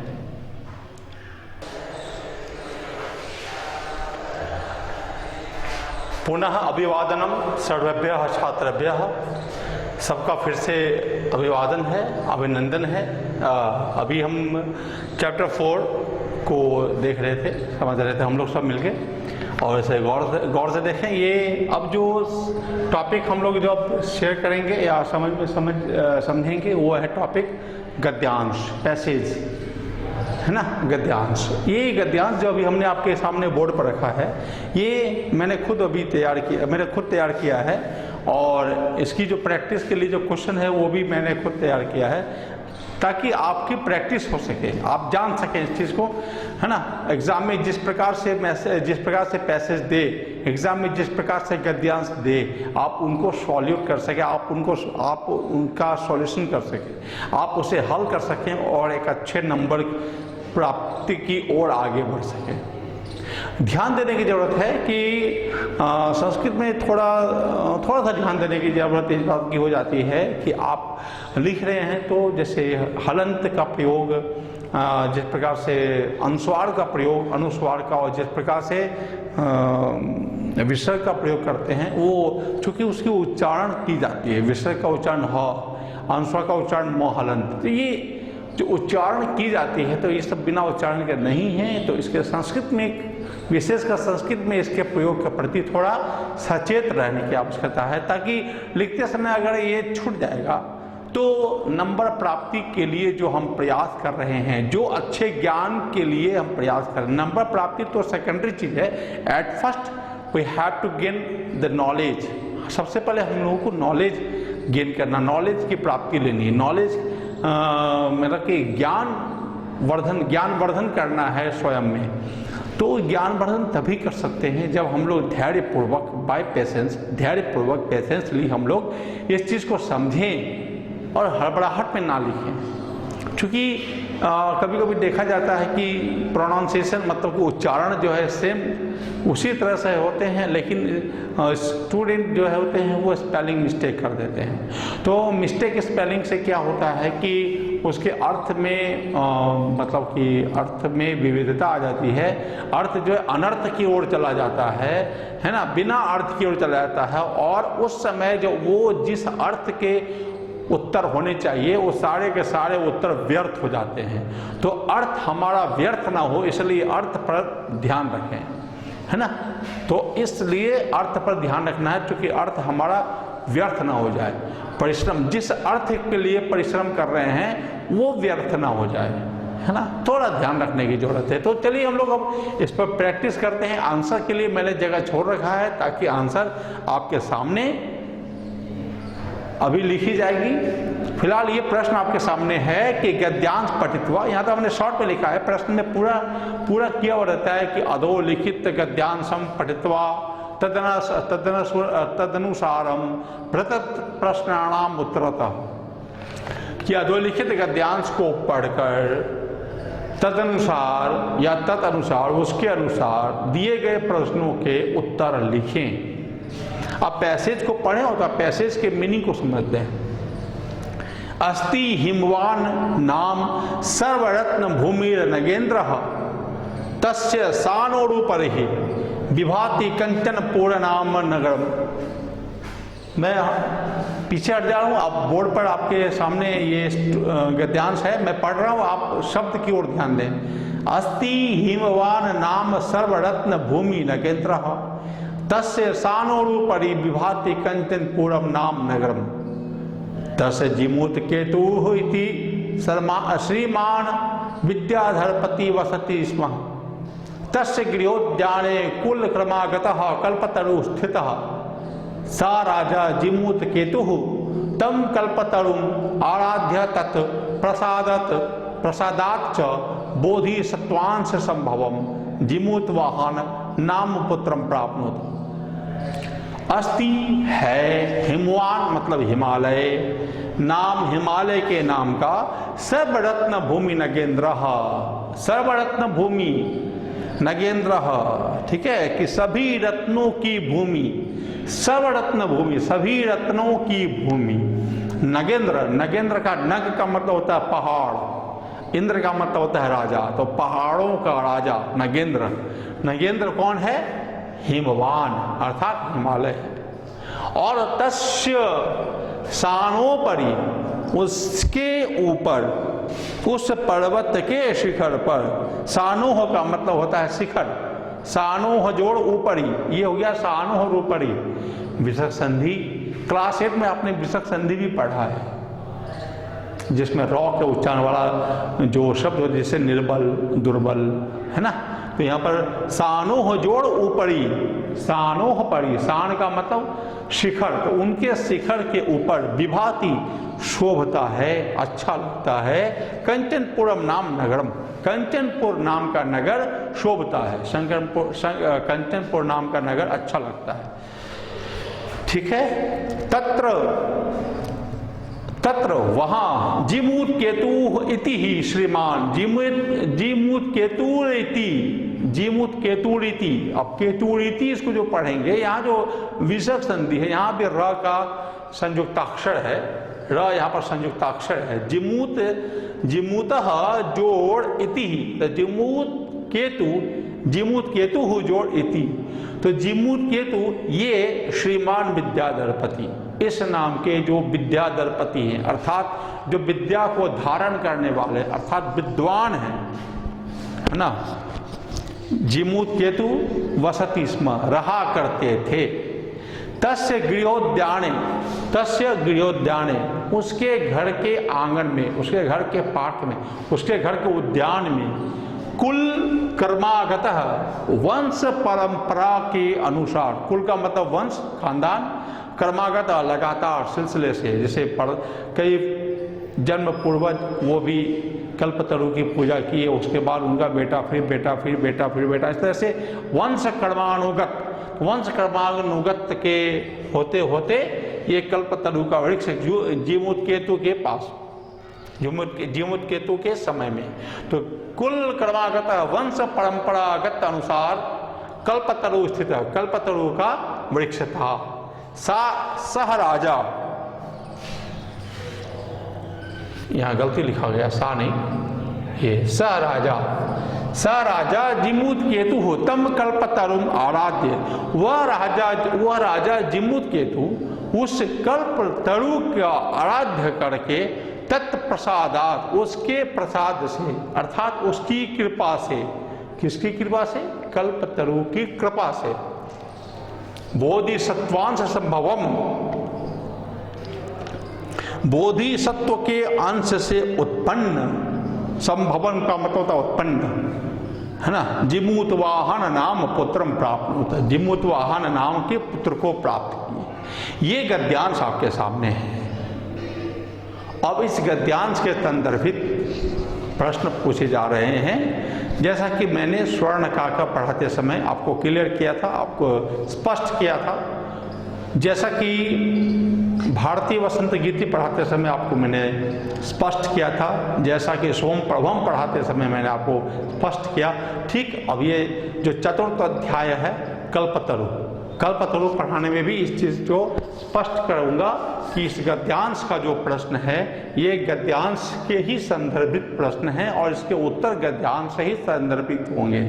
मैंने पिछले वीडियो में भी क्लियर किया है डियर स्टूडेंट्स, है ना, कि पूर्ण वाक्य उत्तर आता है। जब हम लोग पूर्ण वाक्य में उत्तर लिखते हैं तो वो अपने शब्दों में, अपने सेंटेंस में होना चाहिए। ये गद्यांश का सेम वो हूबहू उसी प्रकार तत्रूपेण नहीं उतारना है, तद्रूपेण नहीं उतारना है ना।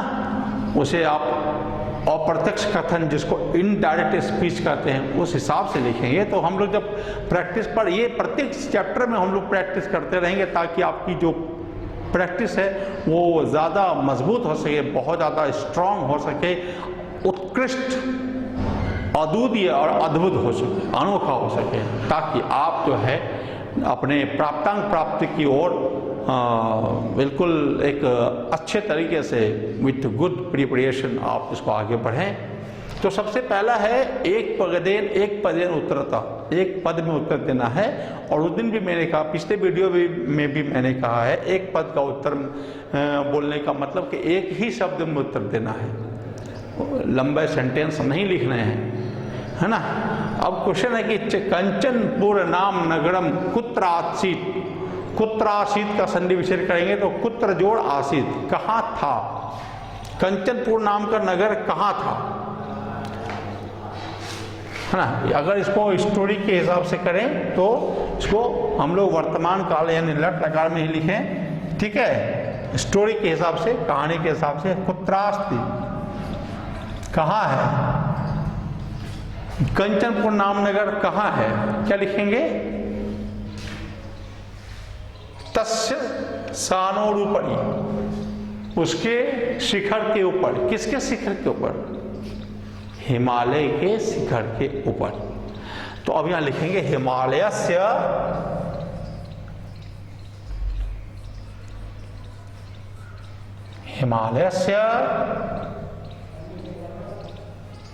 सानोरुपरि। अब ये आप कह सकते हैं या कहेंगे कि ये तो लिखा हुआ है एक पदेन उत्तरता, एक शब्द में उत्तर देना है, यहां तो दो शब्द हो गया। तो इस बारे में आप ये देखें कि अगर हम लोग हिमालय से नहीं लिखते हैं, केवल सानोरुपरि लिख देते हैं, तो सानोरुपरि का अर्थ होता है शिखर के ऊपर। किस शिखर के ऊपर, किसके शिखर के ऊपर, ये क्लियर नहीं हो पाएगा।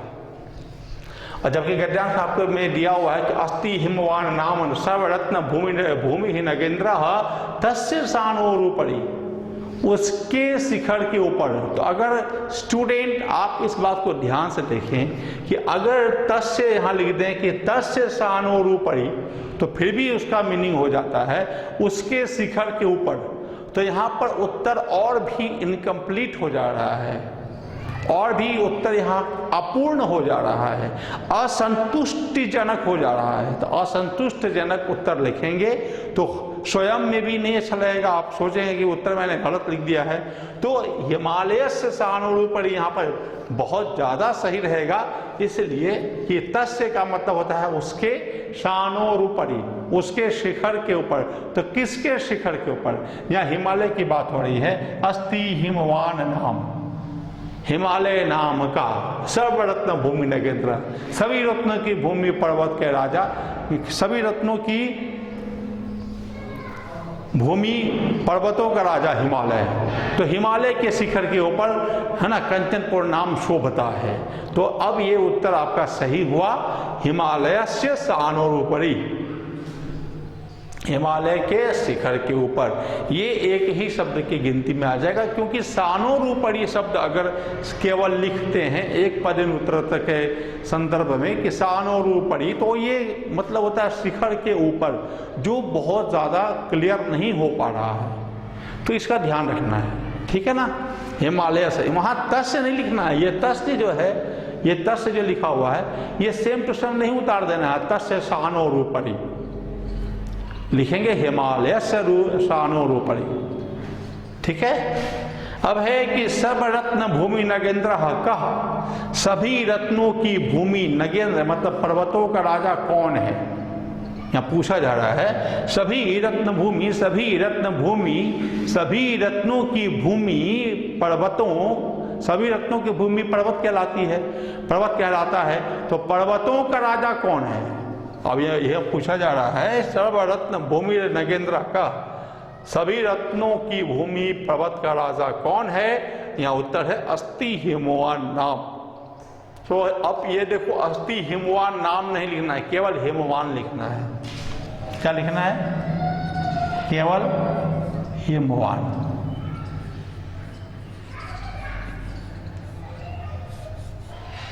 बस ये उसका आंसर है।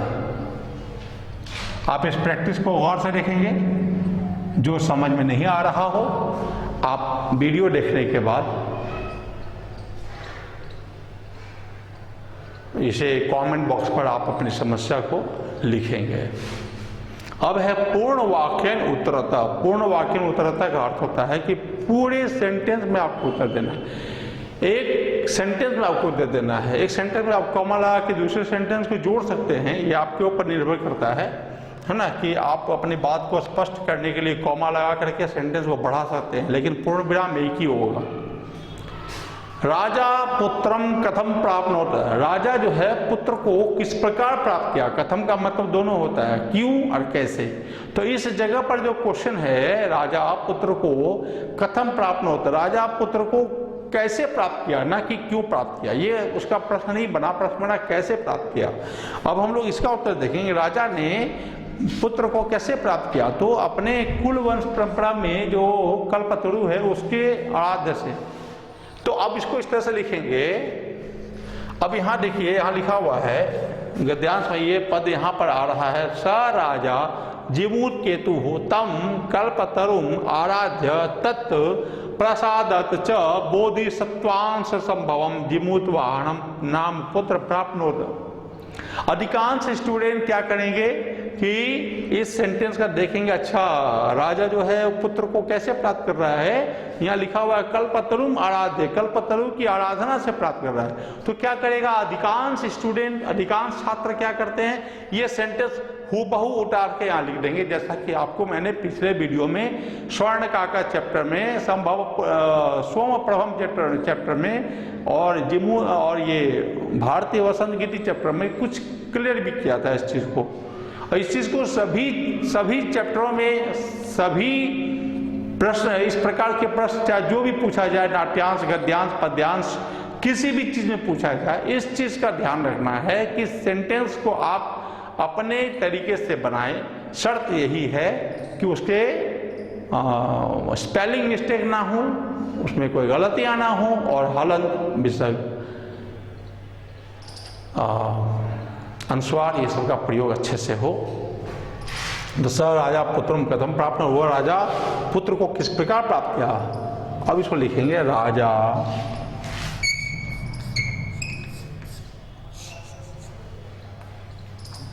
कल्पतरुम आराध्य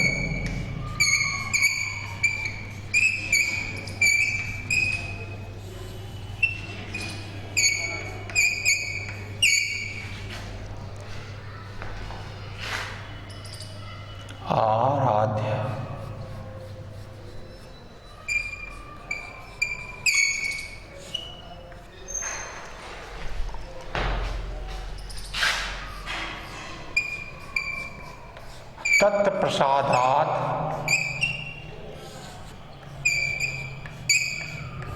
पुत्रम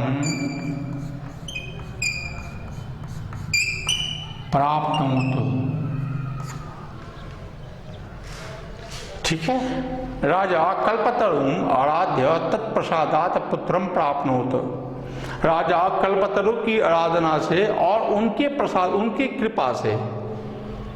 तो अब इसमें अगर आप चाहें तो क्वेश्चन के आंसर को ऐसे भी लिख सकते हैं, ऐसे भी कि राजा कल्पतरुम प्रसादात पुत्रम प्राप्नोत। अब ये सब लिखने की जरूरत नहीं है आंसर में। बोधि सत्वांश संभवम विमूत वाहनम नाम, इतना करने की जरूरत नहीं है। राजा ने क्वेश्चन पूछा गया, राजा पुत्र को कैसे प्राप्त किया। तो राजा कल्पतरु की पूजा करके उनकी कृपा से पुत्र को प्राप्त किया, बस सिंपल।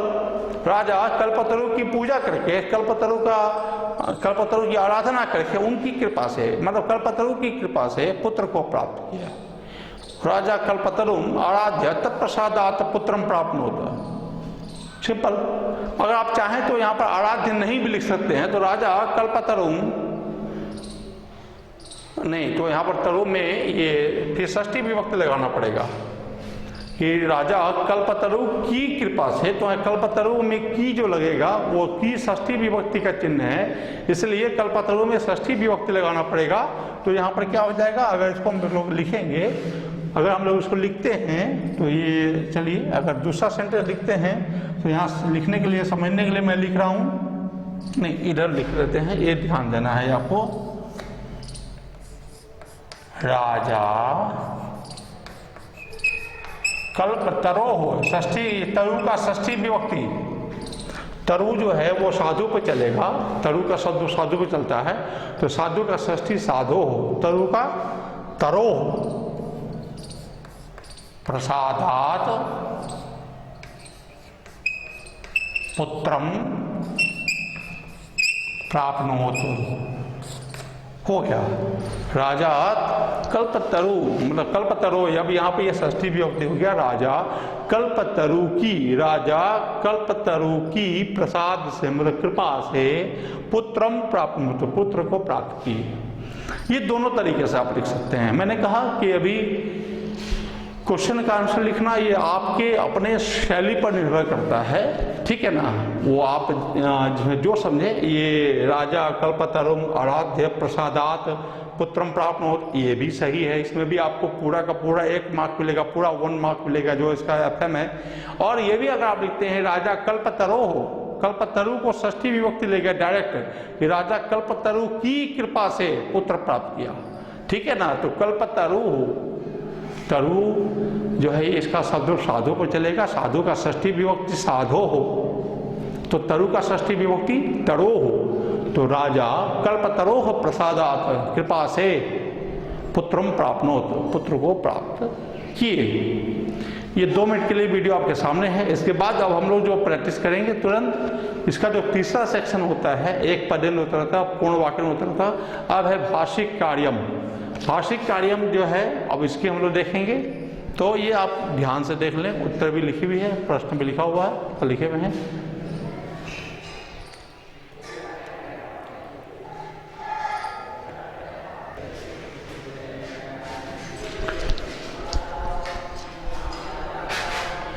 पुनः अभिवादनम सर्वेभ्यः छात्रेभ्यः नवम कक्षायाः।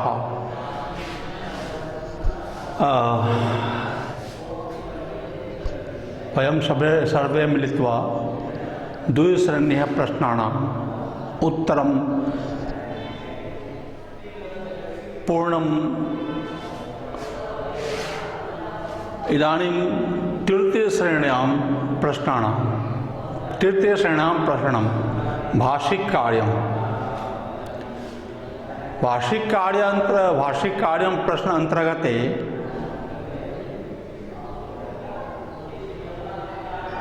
यह प्रश्नानि प्रदत्त एक पदे उत्तरम भवितव्यम। कहने का अर्थ यह है कि जो आप 3 नंबर की श्रेणी में भाषिक कार्य पढ़ रहे हैं उसका उत्तर 1 अंक होना चाहिए, 1 ही उसका उत्तर होना चाहिए।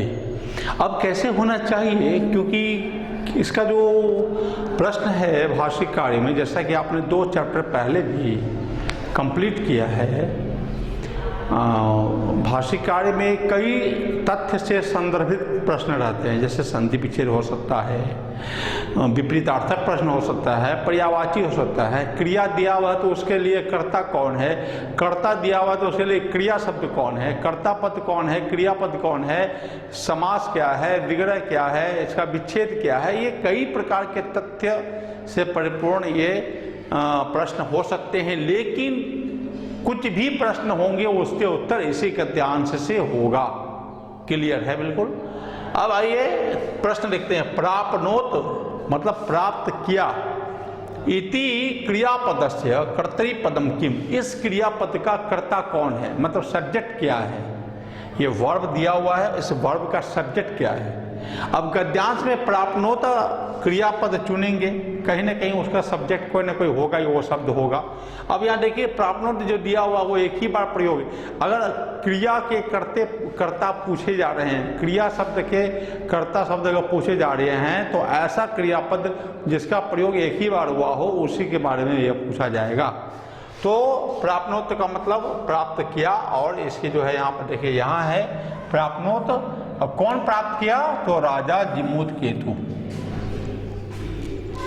स अब यहाँ पर ध्यान देना है एक चीज, यहाँ पर दोनों पद जो है कर्ता पद है, क्रिया कर्ता पद है, यहाँ दोनों पद है, स भी और राजा जिमूत केतु। स का मतलब होता है वह, पता है आपको, वो राजा जिमूत केतु तो नाम ही है, प्रॉपर नाउन। तो अब यहाँ पर उत्तर क्या होगा, सही उत्तर क्या होगा। प्राप्नोत के दो सब्जेक्ट वहाँ आपको मिल गए, है ना, कि वह राजा उस कल्पतरु की आराधना करके उनके प्रसाद से बोधिसत्व के अंश से उत्पन्न जिमूत वाहन नाम के पुत्र प्राप्त किए। तो ये जो क्रिया है किए, है ना, इसका सब्जेक्ट यहाँ पर है, सह भी है और राजा जिमूत केतु भी है। तो यहाँ पर सही उत्तर क्या होगा, इस बात पर चिंतन करना है, ताकि नंबर का सवाल है और उससे पहले जानकारी का मामला है। तो अब यहां जो सही उत्तर होगा वह है राजा जीमूत केतु। क्यों? क्योंकि अगर यहां पर सह भी अगर उत्तर लिख देते हैं कि प्राप्नोत किया, मतलब प्राप्त किया, वह उसने प्राप्त किया, तो उसने में कौन, उसने प्राप्त किया मतलब कौन प्राप्त किया, तो यहाँ क्लियर है, यहाँ स्पष्ट दिया हुआ है गद्यांश में राजा जीमूत केतु हो। तो इसका जो उत्तर है 100% एप्रोप्रिएट, पूर्ण रूपेण प्रत्यक्ष रूप से जो उसके कंप्लीट संतोषजनक जो उत्तर होंगे वह है राजा जीमूत केतु। अब यहाँ जो इसका आंसर लिखेंगे वो हो गया राजा जीमूत केतु।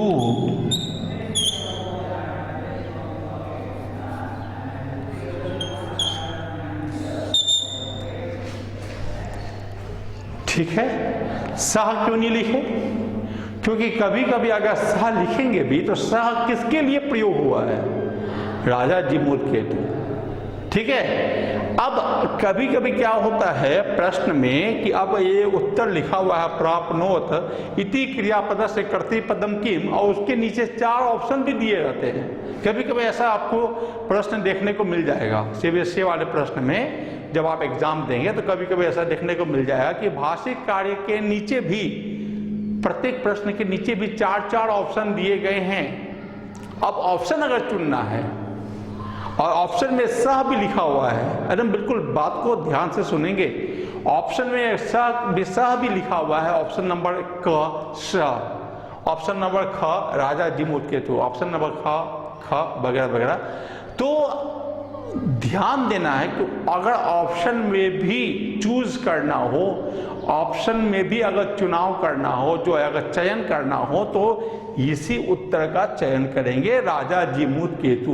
क्यों? क्योंकि राजा जीमूत केतु ने पुत्र को प्राप्त किया। अब अगर वहां लिखेंगे उसने पुत्र को प्राप्त किया, तो यहां भी एक प्रकार का सवाल जो है, एक प्रकार का प्रश्न कंप्लीट नहीं हो पाता है ना, कि उसने प्राप्त किया मतलब किसने प्राप्त किया। क्योंकि सर्वनाम का प्रयोग कहाँ होता है? संज्ञा के बदले में होता है, सब लोग आप लोग जानते हैं। तो अगर संज्ञा वहाँ इंगित है, संज्ञा अगर वहाँ लिखी हुई है, संज्ञा अगर लिखा हुआ है, तो उसका जो हम लोग उत्तर लिखेंगे वो संज्ञा में ही लिखेंगे। क्योंकि उसने पुत्र प्राप्त किया, उसने में कौन पुत्र प्राप्त किया, किसने पुत्र प्राप्त किया, तो अगर यहाँ पर लिखा हुआ है आपका राजा जीमूत केतु, राजा जीमूत केतु ने प्राप्त किया, तो कई दृष्टिकोण से देखेंगे, बिल्कुल स्पष्ट करके देखेंगे, तो बिल्कुल बिना किसी प्रकार के, है ना, कंफ्यूजन के या किसी प्रकार के क्या उसको बोलते हैं, समस्या के, वो जो उत्तर होगा राजा जीमूत केतु। चलिए दूसरे प्रश्न की ओर, सानो और ऊपरी विच्छेद करें, है ना, तो ये विसर्ग संधि है, इसका विच्छेद होगा सानो। ये भी षष्ठी विभक्ति है। सानो शिखर पर, है ना, शिखर के, सॉरी, सानो और शिखर पर नहीं, शिखर के, चोटी के, तो का के की रारेरी किस विभक्ति का चिन्ह है? आप लोग सब जानते हैं, बताया हुआ गया कि ये षष्ठी विभक्ति का चिन्ह है। तो सानो ऊपरी, ये हो गया, तो ये गलती लिखा गया, यहाँ तो संधि विच्छेद है, यहाँ प्लस चिन्ह छूट गया। सानो हो जोड़ ऊपरी, तो ये आप लोगों ने संधि विच्छेद पढ़ा है। सानो हो जोड़ ऊपरी, सानो हो परी। अब प्रसादात विभक्ति निर्देशय, प्रसादात में कौन सी विभक्ति है ये बताना है। प्रसादात में कौन सी विभक्ति है? जैसे हम लोग बालकात पढ़ते हैं, जैसे हम लोग रामात पढ़ते हैं, विद्यालयात पढ़ते हैं, विद्यालय से, जिसमें जुदाई का बोध हो, जिसमें अलगाव का बोध हो, जिसमें पृथकता का बोध हो, जिसमें अलग अलग होने का बोध हो, दूरी का बोध हो, तुलनात्मक का बोध हो, उसमें हम लोग पंचमी विभक्ति मतलब अपादान कारक पढ़ते हैं। तो यहाँ प्रसाद में अपादान कारक लगा है, प्रसाद से, तो प्रसाद में जो ये जो विभक्ति होगा वो होगा पंचमी विभक्ति, पंचमी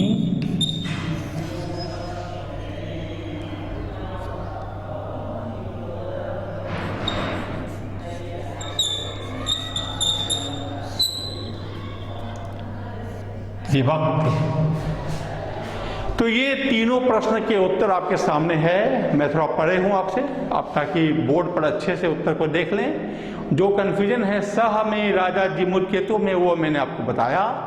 उसके बाद सानो रूपड़ी में विच्छेद, प्राप्नो तक जो क्रियापद है उसका कर्तृपदम कौन है? राजा जिमुर केतु, उसने प्राप्त किया है। सानोह रूपड़ी में विच्छेद करना है, सानोह जो रूपड़ी। प्रसादात में प्रसादात विभक्ति निर्देश है, पंचमी विभक्ति।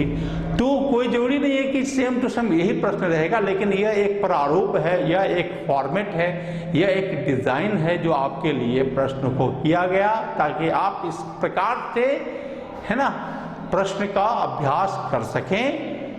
ठीक है, किताब की दुकानें खुली हुई हैं, आप सेम उसी प्रथम भाग संस्कृत के लिए लें, लेकिन लें तो सहायक पुस्तक लें। क्योंकि सहायक पुस्तक क्या है कि आप अपने सेल्फ स्टडी में भी उसके काम आ सकते हैं। सहायक पुस्तक में सभी के सभी प्रश्नों के उत्तर बने हुए हैं, चैप्टर के हिंदी मीनिंग लिखे हुए हैं, ताकि आपको पढ़ने या समझने में हो सकता है कि प्रॉब्लम नहीं हो। फिर भी इतना समझाने के बावजूद भी अगर कोई समस्या, कोई प्रॉब्लम हो रही हो तो आप कमेंट बॉक्स में अपनी समस्या लिखें और भरसक ससमय इस समस्या का निवारण आपको कमेंट बॉक्स में देखने को मिल जाएगा, ताकि आपको समझने में कोई दिक्कत या परेशानियां ना हो। इसके बाद इस चैप्टर में जो टॉपिक बचा है वो है प्रश्न निर्माणम और घटनाक्रमानुसारेण वाक्यानि पुनः संयोजनम। ये अब हम लोग 2 टॉपिक पढ़ेंगे, तब इस चैप्टर का सारा अभ्यास पूर्ण रूप से कंप्लीट हो जाएगा। Okay, thank you.